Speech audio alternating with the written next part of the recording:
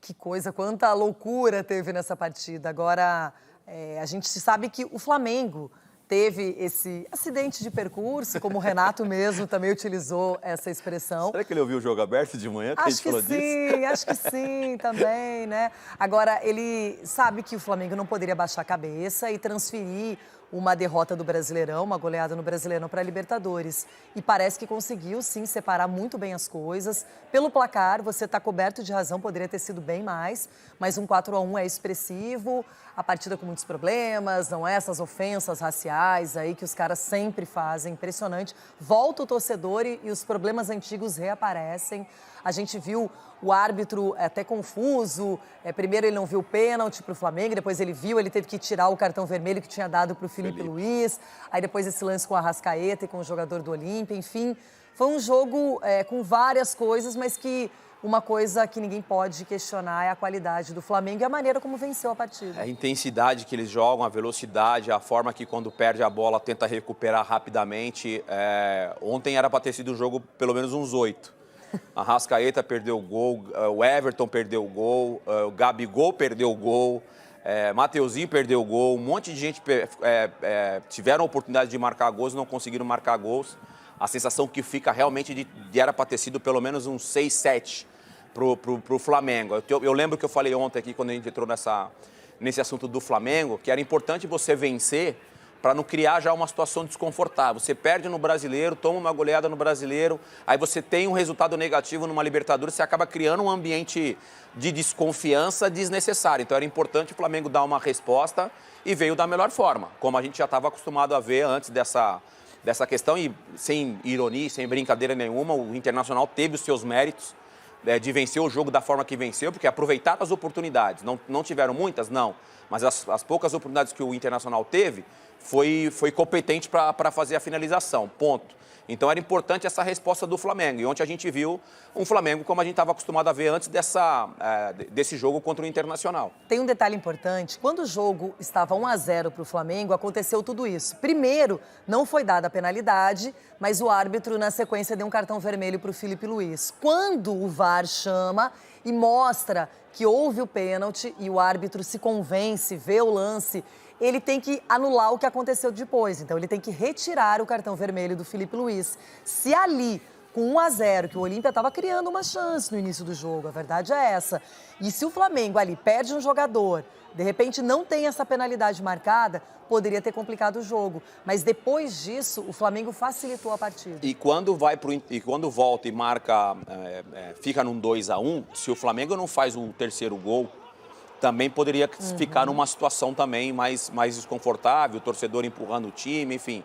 Porque você falou aqui, quando o Olímpia foi quem eliminou o Internacional, você falou de uma bagunça ali, né? De um time que não desiste nunca, que é um time que, na verdade, eles não têm medo de jogar feio, não têm medo de tirar a bola de qualquer jeito. Ontem, o Olímpia estava com a zaga totalmente reserva, sem os titulares. O seu principal jogador, o Pita, que fica na frente, né? Que é o cara mais avançado, também não estava lesionado. Então, o Olímpia já não é um bom time. Sem as suas peças principais, facilitou também para o Flamengo, que não tem nada a ver com isso. Fez o seu jogo, ganhou a partida, mas é um Olímpia que, na minha opinião, com esse 4-1, já acabou, já está eliminado. Porque aqui vai ter que se expor, né? Vai ter que se expor e o Flamengo é isso que ele quer. Ontem, méritos para o Renato Gaúcho, eu gosto de analisar a questão tática, que o que ele fez ontem, ao invés dele pegar e avançar a marcação, ele deixou o Olímpia jogar, que não tem qualidade para tanto, e aí ele pegou o contra-ataque e resolveu as coisas dessa maneira.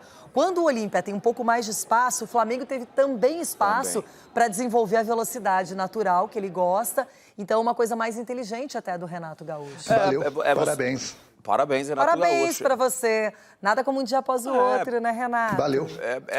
Isso é mérito, virtude, você entender os prós e os contras do time adversário.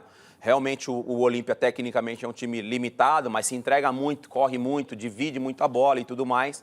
E aí teve esse lance aí que enfim, o Arrascaeta, nesse lance, eu não vi intenção nenhuma do Arrascaeta. Eu vi um contato normal ali, óbvio que quando você tem essa gravidade na situação, ambulância, jogador sendo atendido e saindo de ambulância, você fica com essa sensação de que foi pior do que a imagem mostra. Quando eu vi o lance, que é o contato do Arrascaeta com o jogador do Olímpia, ó, esse braço direito dele, ó, no rosto, ó, o movimento do Arrascaeta normal, assim, não vi nenhuma intenção, mas aí teve uma consequência nesse contato. Ali a gente viu que o relatório médico mostrou que teve um traumatismo craniano e ele está sob observação, e o Arrascaeta e o Flamengo já se pronunciaram. Tenho certeza que foi de maneira involuntária, não acho. Pelo contrário, o Arrascaeta não é um jogador que usa esse tipo de recurso, e tomara que dê tudo certo com o jogador do Olímpia, que ele possa se recuperar e que não seja nada demais, porque, na minha opinião, também foi realmente um lance de jogo. Normal. Se não tem toda essa cena corretamente, diga-se de passagem, essa entrada da ambulância, os primeiros socorros, enfim, sei lá, se o cara bota a mão no rosto, levanta, tá tudo normal. Acho que os torcedores teriam um pensamento diferente. Mas aí quando você tem a notícia do diagnóstico, e aí você vê o lance e tal, você fala, pô, será que o Arrascaeta teve... Mas, de verdade, até pelo fato de ter jogado futebol, um lance totalmente involuntário. Agora, a gente mostrou aí toda a questão da ambulância, enfim, mas também mostramos que, ao longo de todo esse atendimento médico, alguns torcedores aproveitaram de uma maneira ridícula, de uma maneira ineficaz, sabe, de gente que não tem o que fazer mesmo. O torcedor estava com tanta saudade de voltar aos estádios, de poder torcer de perto para o seu time. Aí, quando chega, fica provocando os adversários com ofensas racistas e que, pelo áudio, é perfeitamente compreensível, dá para entender muito bem o que eles disseram. E não tem sentido mais isso. É impressionante como a mentalidade das pessoas é preconceituosa e pequena. Isso não muda, Denilson. Passamos por uma pandemia, passamos por um momento crítico para todo mundo, uma doença que não escolhe, ninguém, ela quer vítimas, não é? Assim é a Covid-19. E aí as pessoas voltam para o estádio e fazem as mesmas idiotices. Tem que mudar a punição, né? Eu não sei qual que é a regra, a legislação lá do Paraguai, mas você precisa mudar esse tipo de decisão, de punição, porque não...